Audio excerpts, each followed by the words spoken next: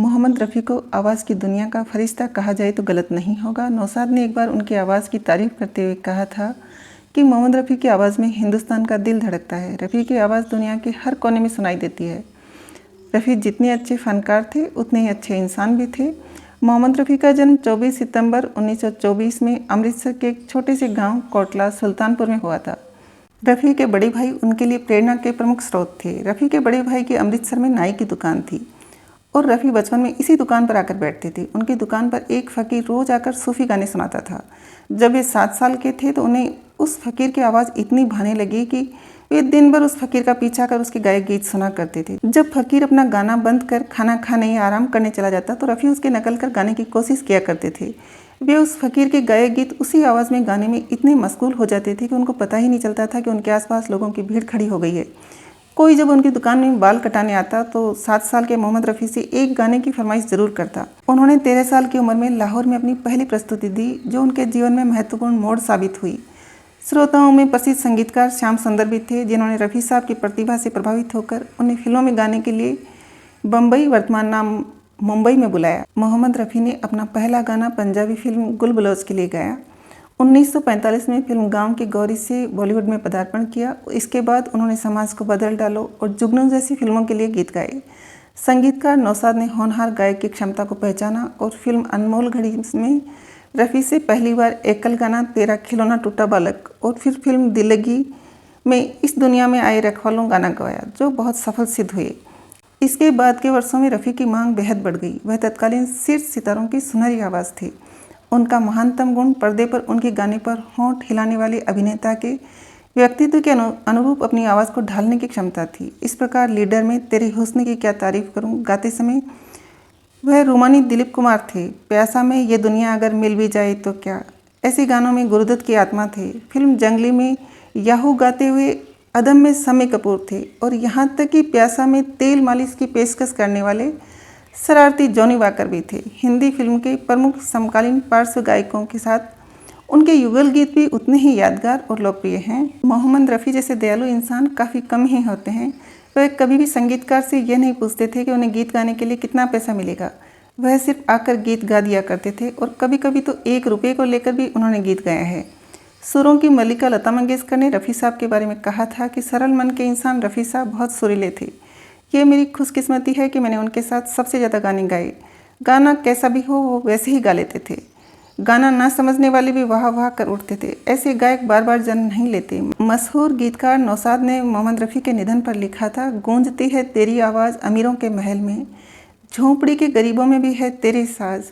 यूँ तो अपनी मौसीकी पर साहब को फ़ख्र होता है मगर ए मेरे साथी मौसीकी को भी आज तुझ पर है नाज। मोहम्मद रफ़ी का आखिरी गीत फिल्म आसपास के लिए था जो उन्होंने लक्ष्मीकांत प्यारेलाल के लिए अपने निधन से ठीक 2 दिन पहले रिकॉर्ड किया था। गीत के बोल थे, शाम फिर क्यों उदास है दोस्त। मोहम्मद रफ़ी ने किशोर कुमार की फिल्मों के लिए भी गीत गाए हैं जिनमें फिल्म बड़े सरकार, रागिनी और कई फिल्में शामिल थी। रफ़ी ने किशोर कुमार के लिए करीब 11 गाने गाए। फिल्म नीलकमल का गाना बाबुल की दुआएं लेती जा को गाते वक्त बार बार रफ़ी की आंखों में आंसू आ जाते थे और उसके पीछे कारण था कि इस गाने को गाने के ठीक 1 दिन पहले उनकी बेटी की सगाई हुई थी, इसलिए वो काफ़ी भावुक थे और फिर उन्होंने ये गीत गाया और इस गीत के लिए उन्हें नेशनल अवार्ड भी मिला। हिंदी सिनेमा के शुरुआती दौर में सिर्फ मुकेश और तलत महमूद का नाम हुआ करता था।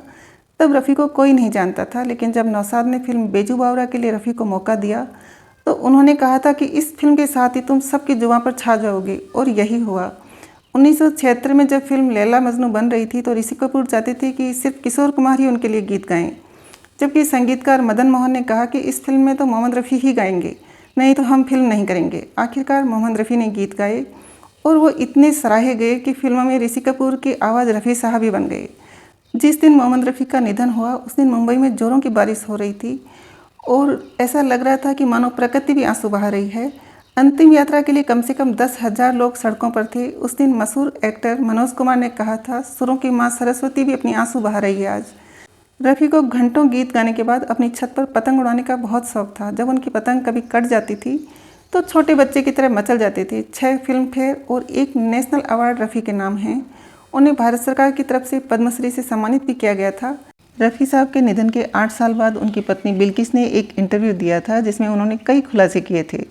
बता दें कि बिल्किस से शादी के वक्त मोहम्मद रफ़ी की उम्र 19 साल जबकि बिल्किस की 13 साल थी। रफ़ी महज 10 साल की उम्र से गाना गाने लगे थे, लेकिन बिल्किस को इसमें कोई इंटरेस्ट नहीं था। शुरुआती दिनों में रफ़ी पत्नी के साथ डोंगरी की एक चौल में रहते थे। उसके बाद वो भिंडी बाजार की एक चौल में रहने लगे। रफ़ी को चौल में रहना बिल्कुल भी अच्छा नहीं लगता था। वो सुबह 3:30 बजे उठकर रियाज़ करते थे। इसके लिए मरीन ड्राइव निकल जाते थे। दरअसल रफ़ी नहीं चाहते थे कि रियाज़ की वजह से चौल के आसपास रहने वाले लोगों को कोई दिक्कत हो। मरीन ड्राइव पर सिंगर सुरैया का घर था। जब उन्होंने कई दिनों तक रफ़ी को यहाँ रियाज़ करते देखा तो एक दिन पूछा कि वो रियाज़ के लिए यहाँ क्यों आते हैं। इसके बाद रफ़ी ने उन्हें सारी बात बताई तो सुरैया ने अपने घर में ही एक कमरा रफ़ी को रियाज़ के लिए दे दिया था। धीरे धीरे रफ़ी को फिल्मों में गाने मिलने लगे तो उन्होंने कोलाब में एक फ्लैट खरीद लिया। रफ़ी अपने 7 बच्चों के साथ यहीं रहने लगे। उनके बड़े बेटे सईद पहली पत्नी बसीरा बीवी से हैं। मोहम्मद रफ़ी की पहली शादी उनकी कजिन बसीरा बानो से उनके पैतृक गाँव में हुई थी। यह शादी ज़्यादा दिन तक नहीं चली क्योंकि बसीरा ने रफ़ी के साथ भारत आने से मना कर दिया। दरअसल भारत और पाकिस्तान के बंटवारे के समय हिंदू मुस्लिम दंगे हुए थे। इन दंगों में बसीरा के माता पिता की मौत हो गई थी। इन दंगों से वह इतनी डर गई थी कि उन्होंने भारत आने से और यहाँ रहने से इनकार कर दिया और वह लाहौर में रह गई, जबकि रफ़ी अपने सिंगिंग करियर को जारी रखते हुए मुंबई में ही रहे। इस तरह रफ़ी की पहली शादी का अंत हो गया। बाद में मोहम्मद रफ़ी की दूसरी शादी बिल्किस बानो से हुई। लता और रफ़ी की जोड़ी न जाने कितने सुपरहिट गीतों की आवाज़ बनी, लेकिन एक वक्त ऐसा भी आया था जब दोनों ने एक साथ गाना बंद कर दिया था। ऐसे कई वाक़े हैं जब लता मंगेशकर अपने साथियों से किसी न किसी वजह से नाराज़ हो गई। फिर जब वो नाराज़ हो जाती थी तो ये नाराज़गी दूर करने में सालों लग जाते थे। एक बार तो उनकी मोहम्मद रफ़ी से ऐसी बिगड़ी कि 3 साल दोनों ने साथ गाना नहीं गाया। पूरे 3 साल तक दोनों एक स्टूडियो में नज़र नहीं आए। लता जी महेंद्र कपूर के साथ तो रफ़ी सुमन कल्याणपुर के साथ सुर मिलाते रहे। दरअसल वह विवाद जिसके बाद दोनों ने साथ गाना बंद कर दिया, इसमें लोगों ने लता जी को सपोर्ट किया था क्योंकि लता जी ने जो बात कही थी वो बाकी गायकों के मन की बात भी थी। सारे गायक चाहते थे कि उन्हें गानों की फ़ीस के अलावा रॉयल्टी भी मिले। लता जी इस मांग की सबसे बड़ी हिमायती थी, लेकिन रफ़ी इस बात में उनके साथ नहीं थे। उनको लगा कि प्रोड्यूसर्स पर एक्स्ट्रा लोड डालने की ज़रूरत नहीं है। उनका कहना था कि जब फिल्म पिटने पर गायक प्रोड्यूसर का घाटा शेयर नहीं करते तो मुनाफा क्यों शेयर करे। वैसे भी लता या रफ़ी को तो उन दिनों सबसे ज़्यादा पैसा मिलता था। मुश्किल तो बाकी गायकों की थी। लोगों ने यह भी कहा कि चूँकि रफ़ी साहब में हिंदी फिल्मों के डिस्ट्रीब्यूशन के बिज़नेस से भी जुड़ गए थे, सो उनको पैसों की परेशानी नहीं थी और वो रिश्ते प्रोड्यूसर से ख़राब नहीं करना चाहते थे। इसलिए रफ़ी ने लता को सपोर्ट नहीं किया। हालांकि कई लोग रफ़ी के फैसले का भी बचाव करते हैं। उनका कहना था कि रफ़ी नेकदिल आदमी थे। ऐसे में एक दिन फिल्म 2 कलियों का गाना तुम्हारी नज़र क्यों खफा हो गई गाना रिकॉर्ड करते वक्त एक स्टेज पर दोनों की कुछ ऐसी बहस हुई कि खता बख्शने के बजाय दोनों ने बात करना, साथ काम करना ही बंद कर दिया। इधर दोनों के बीच फिर एक विवाद आया जब लता रफ़ी के विवाद में गिनीज बुक भी आ गई। गिनीज बुक का मैनेजमेंट भी बीच में फंस गया। आखिर दोनों महान गायकों में से किसका पक्ष ले। दरअसल गिनीज बुक ने लता जी के नाम सबसे ज़्यादा गाना गाने का रिकॉर्ड दर्ज कर दिया। इस पर रफ़ी साहब ने गिनीज बुक प्रबंधन को चिट्ठी लिख डाली। मामला जब गरमाने लगा तो गिनीज बुक ने बाद में ये कैटेगरी ही अपने नए संस्करण से गायब कर दी।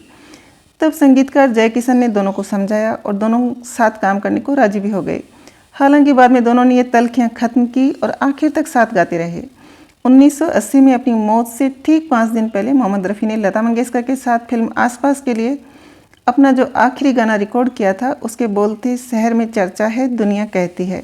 कहानी में मोड़ 50 साल बाद आया तब लता जी ने एक इंटरव्यू में कहा कि रफ़ी ने लिखित में भी खेद जताया था, तब वो साथ काम करने को राजी हुई थी। इससे रफ़ी के बेटे शाहिद रफ़ी भड़क गए और 2012 में प्रेस कॉन्फ्रेंस बुला डाली और उन्होंने लता मंगेशकर को खुला चैलेंज कर दिया और कहा कि मेरे फादर ने अगर कोई ऐसा लेटर लिखा है तो लता जी मुझे दिखाएं, उनसे मैं माफ़ी मांग लूँगा। लेकिन लता ने विवाद भड़कता देखकर शांत रहना ही बेहतर समझा। सो ये मसला उन दिनों काफ़ी बड़ा हो गया था। रफ़ी के बेटे तो लता जी से लास्ट समय तक नाराज़ रहे। वैसे तो रफ़ी साहब का हर गाना यादगार है, सभी के पीछे एक मज़ेदार किस्सा छिपा होता था। हालांकि आज हम आपके सामने उनके इस गाने के बारे में बात करने जा रहे हैं जिसे गाते हुए उनके गले से खून बहने लगा था। इस किस्से का जिक्र म्यूज़िक डायरेक्टर नौशाद की biography Naushadnama the life and music of Naushad में भी किया गया है। दरअसल 1952 में रिलीज हुई फिल्म बेजू बावरा में मोहम्मद रफ़ी ने ओ दुनिया के रखवाले गाना गाया था। यह गाना सुपरहिट रहा, लेकिन कम ही लोग जानते हैं कि इस गाने के लिए रफ़ी साहब ने कड़ी मेहनत की थी। उन्हें इस गाने के लिए कई दिनों तक घंटों घंटों बैठकर रियाज़ करना पड़ता था, क्योंकि इस गाने के लिए उन्हें अपनी आवाज़ को काफ़ी ऊंचे स्केल पर रखना पड़ता था। कई दिनों की मेहनत के बाद आखिरकार ये गाना पूरा हो ही गया। कहते हैं कि गाने की फाइनल रिकॉर्डिंग खत्म होने तक मोहम्मद रफ़ी के गले से खून बहने लगा था। उनके गले की हालत काफ़ी ख़राब हो चुकी थी। इसके बावजूद उन्होंने कभी इसकी शिकायत या अपनी तकलीफ़ नौशाद को भी नहीं बताई, जो इस फिल्म के म्यूजिक डायरेक्टर थे। हालांकि इसके बाद कई दिनों तक रफ़ी कोई गाना नहीं गा पाए थे। मोहम्मद रफ़ी के इस गाने को लेकर एक किस्सा और बहुत चर्चा में रहा है। नौशाद ने ही एक बार एक कार्यक्रम में बताया था कि ओ दुनिया के रखवाले गाने ने हर शख्स के दिल में खास जगह बनाई है। उन्होंने बताया था कि एक कैदी को फांसी दी जा रही थी। इसी दौरान जब उससे आखिरी इच्छा पूछी गई तो उसने रफ़ी साहब के इसी गाने को सुनने की इच्छा जाहिर की। इसके बाद जेल के रिकॉर्डर में यह गाना बजाया गया और इसके बाद ही कैदी को फांसी की सज़ा दी गई। इस दौरान वहाँ मौजूद ज़्यादातर लोगों की आंखें नम हो गई थी।